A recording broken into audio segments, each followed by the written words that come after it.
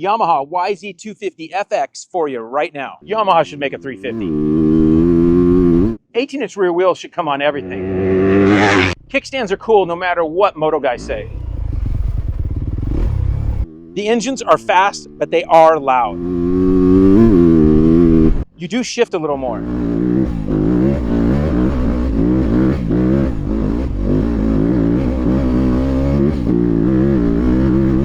For those Yamaha lovers, the YZ250FX is no big secret.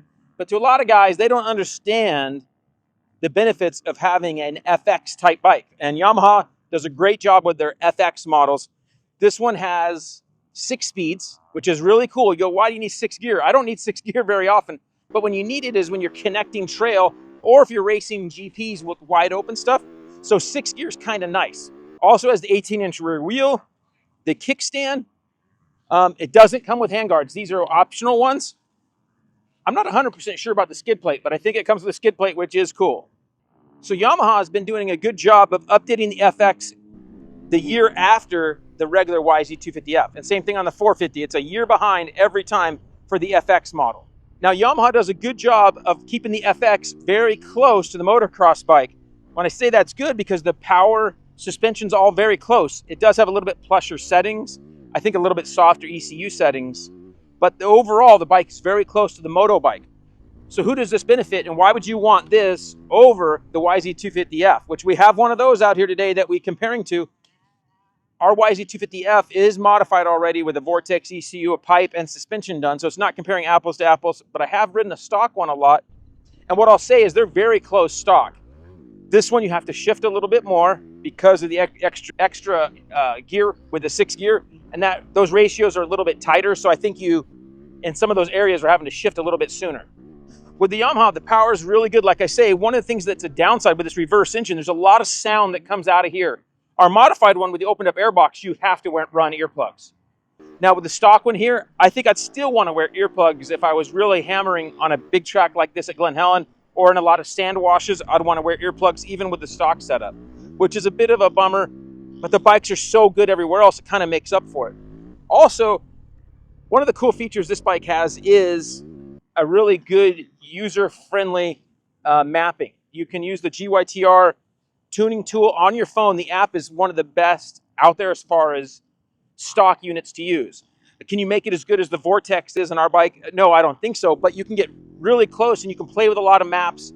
You can also see your hours on the bike. All those types of things are really nice feature to have. We went ahead and went to the hard hitting map in our second one, and I definitely noticed a bit more grunt and torque. So that was really fun to be able to do with this one, and it was really easy even for an old guy to connect to it. Out here at Glen Helen, there's a huge range of terrain, and one of the funnest places I found to do some runs is the sand washes. And under serious load in 3rd, 4th, 5th gear wide open, I didn't hit 6th gear wide open too much, but in the sand washes, this thing still pulls. I still kind of wish, or for sure wish, Yamaha would make a 350, because the 350 XCF, I've said, is one of the best overall bikes, and I feel like if Yamaha made a 350 FX, it would probably be the best overall bike, because I know how well they would make a bike. We know the suspension and chassis stuff's good, so I'm looking forward to someday a 350 XCF in my dreams. In the sand washes, this thing just picks it through there, and you can really just ride this thing like a moto bike, which is nice.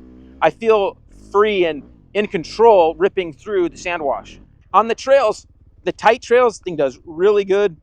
The stock suspension's really good on the rough, terribly rocky, rooted and rutted up fire road trails out here at Glen Helen. The suspension's really good stock. I'm really happy with it. And then when I am going through these rocky, sandy, more rocky creeks, and the ones with a little bit of water in, you'll see with the tree covered, those little creeks are just solid rocks, loose rocks, fixed rocks, and the thing just does really good just jamming through there with the stock suspension. We did set sag for us, and I still feel like it was pretty dang good stock. I wouldn't even know where to complain if I was trying to ride this thing in those conditions and on the big track at Glen Helen. As you can see on the moto track at Glen Helen, it's handling everything just fine for me. I didn't have any problem bottoming it out on anything. I did feel more comfortable on my modified Racetech YZ250F stuff, but that bike wouldn't feel nearly as good off-road on that kind of stuff. We even went over to the wide open truck track where you're able to just kind of flat track it through turns a little bit and just head into these big bowls. Really fun to be able to just do that, a wide range of use on this thing, to be able to hit. We went on the Aurora track, which is their vet track, the main track, the truck track, went all over the place, tried to do some wide open runs and connect these tracks. Okay, so we also have my son-in-law out here. Yes, I'm that old to have a son-in-law, and he's a beginner speed. He married well, as we say, and he did some beginner laps on this thing, and he's really liking the Yamaha. He's just going back and forth between the two of them, and you can see a little bit of footage of him cruising around the vet track on this thing, and whether it's, you know, sitting, standing, it's a good, comfortable riding for a lot of guys. So I think this is a good bike. I was just talking to my friend whose girl's on a 125. This is probably the next bike for her. And what's nice for that is it has a kickstand for those guys that aren't used to or would be able to lift bikes up and on the stand. So having the kickstand's nice. So with a kickstand, it's nice to be able to have one. But if you're going to be doing it on the motocross track, it's a little safety feature to have a strap to hold it. Yamaha doesn't provide one. We modified it with a KTM strap to do that. So kind of a cool little feature to do.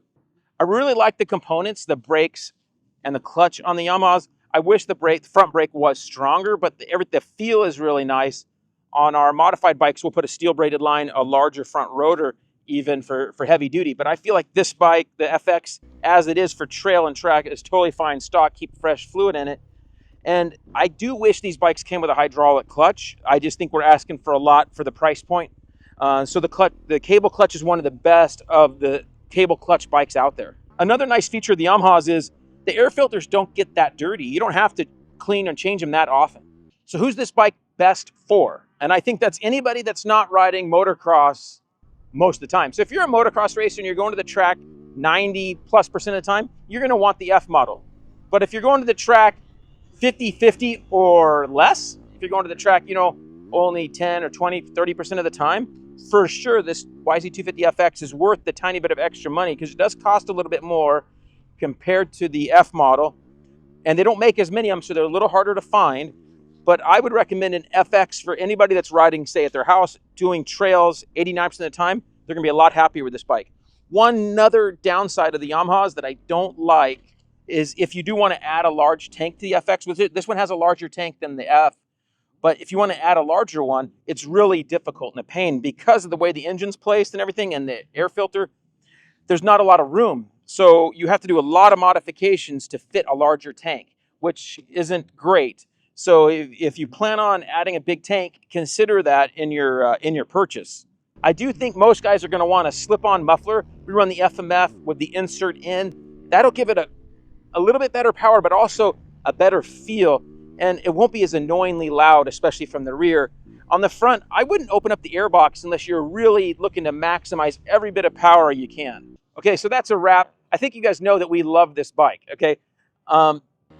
Yamaha does a really good job on their FX models. If you're looking for the WR model, you can get the WR model, and it's a little bit different. Transmission has the higher output stator to run a headlight, those types of things. And you can get a GYTR ECU, a competition ECU, so you can be able to run it close to what this is. We prefer this bike, but if you're wanting to get that headlight and everything, I would go with the WR model. These bikes are great. I think it's good for a lot of guys. So if you're riding track and trail, this is going to be the bike for a lot of guys that are looking to be in that range. Again, I wish there was a 350 option, but if you're a 250 guy, this is going to be the bike you're going to want. If you're riding the track, you know, 10, 20, 30, 40% of the time, this is going to be the bike for you. It's really nice. It's not a big deal that it has a kickstand. I'm a huge fan of 18-inch wheels, as I've mentioned, so it's a great bike. Okay, there's not much more I can say about this thing. I did say a few negative things about it, because there are a few. There's no perfect bike, but this is pretty dang good. Enjoy it. Remember to like, comment, subscribe, and then we're going to have a little bit more footage of us riding this thing around the track and trail. You can enjoy that. Remember to email us if you have any questions, and we'll see you guys next time.